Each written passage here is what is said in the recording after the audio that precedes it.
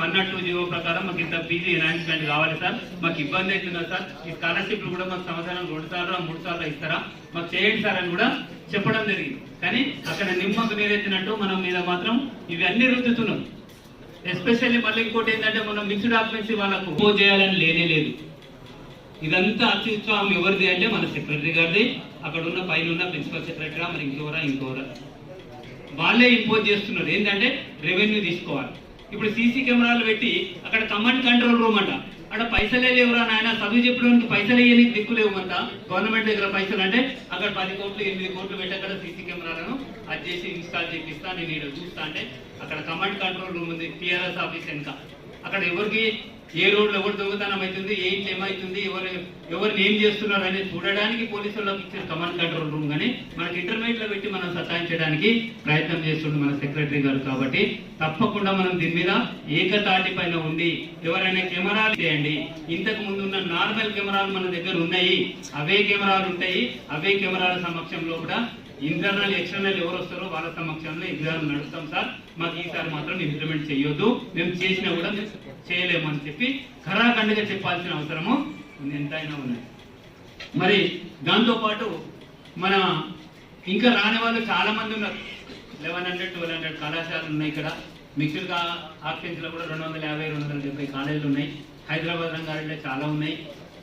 దాంతో పాటు రూరల్ లో కూడా మిక్స్డ్ ఆప్షన్స్ కళాశాలలు ఉన్నాయి. కాబట్టి మనం అందరం కలిసి 1200 కళాశాలలు రాకున్నా ఇక్కడ వచ్చిన వాళ్ళు స్టేట్ బాడీ నిర్ణయం మేరకు మళ్ళా మనకు జిల్లాలలో ఉన్న బాధ్యులకు ఒపీనియన్ తీసుకొని మనం ఇక్కడ నిర్ణయం చేసడం జరుగుతుంది. కాబట్టి మనం ఇప్పుడు సీసీ కెమెరాలు పెట్టొద్దని చాలా మంది 99.9% చెప్పడం జరిగింది. కాబట్టి దాన్ని మనం ఖచ్చితంగా ఒబే చేయాల్సిందే. మనం 102 జీవో ప్రకారం మనకు వచ్చే 10% కూడా మనం చేయాల్సిందే. మరి ఫర్దర్ 25-26 అకాడమిక్ ఇయర్ లో అప్లికేషన్స్ గురించి కూడా 6 మీటర్స్ అనేది పెట్టడం జరుగుతుంది. 6 మీటర్స్ అంటే G+1 ఈ 1200-1500 కళాశాల లోపల ఏ 10% వాళ్ళకు కూడా G+1 అనేది ఉండదు. అంటే 90% కళాశాలలు ఏమైతే అప్లికేషన్ రాదు. G+1 అంటే ఏం చేయాలి, ఇంకో మీద ఏమన్నా ఉంటే తీసేయాలి. మొన్ననే ఇంప్లిమెంట్ కూడా చేయడం జరిగింది. మొన్న ఆ రూల్ రాకముందే కొందరికి అప్లికేషన్ లేట్ వచ్చింది. లేట్ వచ్చినా కూడా మీరు G+1 లో లేదు, G+2 ఉన్నారు కాబట్టి G+1 ప్రకారము లేరు కాబట్టి మీరు 1 lakh పైన వాళ్ళకు కూడా ఇంపోజ్ చేశారు. ఇది సెక్రటరీ గారి ఘనత. చేయించినము చేయలేమనేది కాదు, ప్రాక్టికల్ సీసీ కెమెరాలు పెట్టనంత మాత్రాన్ని మనం చేయలేమనేది కాదు, మనం చేయిస్తాం. 100% మన రూరల్ కాలేజీలో అందరూ కూడా ప్రాక్టికల్ చేపిస్తారు. మరి చేయించిన ఎవరు అంటే కార్పొరేటర్ నారాయణ చైతన్య మాత్రమే చేపియాలి. 100% అది వాళ్ళ గురించే ఇది ఇంప్లిమెంట్ చేస్తున్నాడు, కానీ మనం బలవుతున్నాం ఇక్కడ. కాబట్టి మనం దయచేసి మనం సెక్రటరీ గారికి కూడా రిప్రజెంటేషన్ ఇస్తూ, సార్ ఇది మా ప్రాబ్లం కాదు, మేము నెక్స్ట్ ఇయర్ నుంచి ఏదైనా ఇంప్లిమెంట్ చేసేంత చేయండి సార్, ముందు నుంచే మేము కూడా పిల్లలకు సీసీ కెమెరాలు ఉంటారా నాయన, దాన్ని చూసి భయపడకండి రా నాయన, అక్కడ ఎక్స్టర్నల్ ఉంటాడు ఇంటర్నల్ ఉంటారు, మీరు మాట్లాడకుండా ప్రాక్టికల్ చేయండి రా అని చెప్పి మనం కూడా స్టార్టింగ్ నుంచే ఎవ్రీ వీక్ ప్రాక్టికల్స్ ను షెడ్యూల్ ప్రకారం నడపడానికి ప్రయత్నం చేస్తాం సార్ అని చెప్పి చెప్పడానికి ప్రయత్నం చేద్దాం. కాబట్టి సమయం లేదు కాబట్టి ఆల్మోస్ట్ ఆల్ స్టేట్ బాడీలో ఉన్న అసోసియేట్ ప్రెసిడెంట్ కానీ, ఆర్గనైజింగ్ సెక్రటరీ కానీ, జాయింట్ సెక్రటరీలు కానీ, మళ్ళీ స్పోక్స్ పర్సన్స్ కానీ, ప్రెసిడెంట్ సెక్రటరీలు అందరూ కూడా ఏకవచనంగా సీసీ కెమెరాలు పెట్టొద్దు. మళ్ళీ ఇంకోటి దాంతో పాటు జీవోలు ఉన్న ప్రకారం ఇంప్లిమెంట్ కాలేదు. అది కూడా ఎందుకు కోర్టుకు పోవడం జరిగింది అంటే 11th అవర్ లో పోవడం జరిగింది.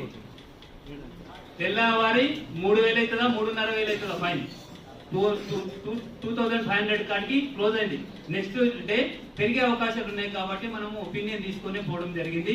అందులో కూడా అక్కడ చెప్పడం జరిగింది ఏంటంటే 100 రూపీస్ అనాథరైజ్డ్ అడ్మిషన్స్ కాబట్టి 1 lakh కట్టండి, రికగ్నేషన్ ఫీజు 500 కట్టండి అంటే 2 కడతాం సార్ అని కూడా అక్కడ ఒప్పుకోవడం జరిగింది. తర్వాత 2500 బ్యాంక్ గ్యారెంటీ అని చెప్పడం జరిగింది. దాన్ని కూడా తెలియజేయడానికి గత 3-4 రోజుల నుంచి కూడా చాలా మంది దగ్గర తిరుగుతున్నాము. కొంతమంది పెద్దలు ఏం చెప్తున్నారు అంటే నా దగ్గరకు వస్తే నేను తీసుకపోతుంటే కదంటే అటుండి చాలా మాట్లాడవచ్చు, ఈడుండి కూడా మాట్లాడవచ్చు. కాదది సామాన్య కరస్పాండెంట్ అయినా కూడా మీతోనే మేము ఉంటాం. మనకు కావాల్సింది ఏంటి, అక్కడ మనీ కావాలి, అకౌంట్ కావాలి, మేము రావద్దు ఆయన దగ్గర పోవద్దు ఈయన దగ్గర పోవద్దు అనేది. ఇంకో కొంతమంది ఏమంటారు అంటే ప్రాధాన్యత చేస్తే ఉన్నది కూడా మనకి ఇంకేమన్నా అదే కావాలి, అది మొండికేయగలరు అనే ఉద్దేశంతో మనకు టైం కూడా తక్కువ ఉన్నది కాబట్టి మనం పోవడం జరగలేదు. మన కాంగ్రెస్ లో ఉన్న పెద్దలనే కలవడం జరిగింది, చాలా మంది కూడా మినిస్టర్స్ కూడా ఎమ్మెల్యేస్ ను కూడా కలవడం జరిగింది, అధికారులను కూడా కలిస్తే ఇది వేవ్ చేయొచ్చు, ఎందుకు చేస్తున్నారు ఇట్లా అధికారులు ఇట్లా ఎందుకు చేస్తున్నారని కూడా వాళ్ళు కూడా నిరుత్సాహంగా ఉన్నారు. కాబట్టి మనం ఖచ్చితంగా దాన్ని వేవ్ చేయడానికే ప్రయత్నం చేద్దాం. ఇదేమీ భయపడే అవసరం లేదు, ఖచ్చితంగా ఎగ్జామ్స్ అందరూ కూడా రాస్తారు. ప్రాక్టికల్స్ కూడా ఇప్పుడు రేపు ఎల్లుండి 3వ తారీఖే ఉన్నాయి కదా సార్, 3వ తారీఖు కాకపోతే మన కొంపలు ఆడిపోతాయి అంటే ఏమి ఆడిపో, ఇంకో 10 రోజులు నీటిలో ఉన్నదా లేకపోతే ఏం సెట్ ఉందా? మన పిల్లలు తెలంగాణ పిల్లలు కూడా ఎంత ఉండదు, ఇక వాడు కాంపిటీషన్ లో తట్టుకోడు, ఇదేదో కూడా కూర్చుంటాడు. అక్కడ నీటికి కానీ జేఈ మెయిన్స్ కానీ ఏది అవసరమో గది సిలబస్ లో పెడితే అర్థం ఉంటుంది. కానీ దానికి నేను రుద్దుతా మీ మీద మీరు పడుండే అంటే మాత్రం పడే క్వశ్చనే లేదు. కాబట్టి దయచేసి అందరూ కూడా మనం కోర్టుకు పోదామా, ఇప్పుడు ఏందనేది కూడా నిర్ణయం చేస్తాము. ఖచ్చితంగా మనం అందరం పోయి అక్కడ పోయి రిప్రజెంటేషన్ ఇద్దాం. మన తర్వాత జిల్లాల వారీగా కూడా మనము ఇంతకుముందు అన్నట్టు ఏం చేస్తారంటే జిల్లాలో కూడా డిఐఓలకు మరి రిప్రజెంటేషన్ ఇవ్వాలి.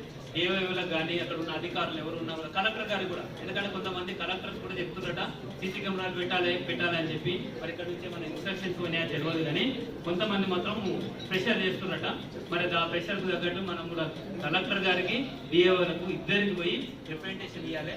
దాంతోపాటు ఎమ్మెల్యేలు అందుబాటులో ఉంటే ఎమ్మెల్యేలకు, మినిస్టర్స్ అందుబాటులో ఉంటే మినిస్టర్లకు ఇవ్వండి, ఫోటోలు దిగండి, అప్లోడ్ చేయండి, 24లో 19లో అప్లోడ్ చేయండి. మేము కూడా అన్ని జిల్లాల నుంచి అప్లోడ్ చేయడానికి ప్రయత్నం చేయండి స్టేట్ పార్టీ. ఓకే, ఇవాళ కూడా అంతే. ఏమైతుంది ఎందుకు అనవసరంగా ఎవరో పోయింది కదా మన జిల్లా నుంచి 2-3 పోయినారు, వాళ్ళు చూసుకుంటారులే, మళ్ళీ సాయంత్రం కాగానే ఏమైందని సెక్రటరీలు మరియు అదేవిధంగా అక్రమ్ భాయ్, ఉస్మాన్ అండ్ శ్రవణ్ భాయ్ మీరందరూ కోఆర్డినేషన్ అందరితో కలిసి మీరు చేయాల్సిందిగా అదొకటి. దాంతోపాటు ఆదిలాబాద్ జిల్లా స్థాయిలో వెంకటరెడ్డి అన్న టీపీకేఎంఏ జిల్లాల నుంచి ఇచ్చేసినటువంటి పదాధికారులకు, రాష్ట్ర పదాధికారులకు, అదే రకంగా టీపీకేఎంఏ ఫౌండర్ మరియు ఆనర్ ప్రెసిడెంట్ పెద్దలు వరదారెడ్డి సార్ గారికి, అదే రకంగా టీపీకేఎంఏను నడిపించడంలో ముందున్నటువంటి మిత్రులు ప్రధాన కార్యదర్శి విష్ణువర్ధన్ రెడ్డి గారు, అసోసియేట్ ప్రెసిడెంట్లు, స్పోక్స్ పర్సన్, ఆర్గనైజింగ్ సెక్రటరీ మరియు వైస్ ప్రెసిడెంట్లు, వివిధ జిల్లాల అధ్యక్ష కార్యదర్శులు, వారందరికీ కూడా పేరు పేరున నమస్కారాలు తెలియజేస్తూ, మనమందరం కూడా ఈ పరిస్థితికి వచ్చినామంటే ఒక్కసారి మనమందరం కూడా ఒక్కసారి అవలోకనం చేసుకోవాల్సినటువంటి పరిస్థితి ఏర్పడ్డది. మీ అందరికంటే ఎక్కువ నా ఎందుకు అనంటే టీపీకేఎంఏ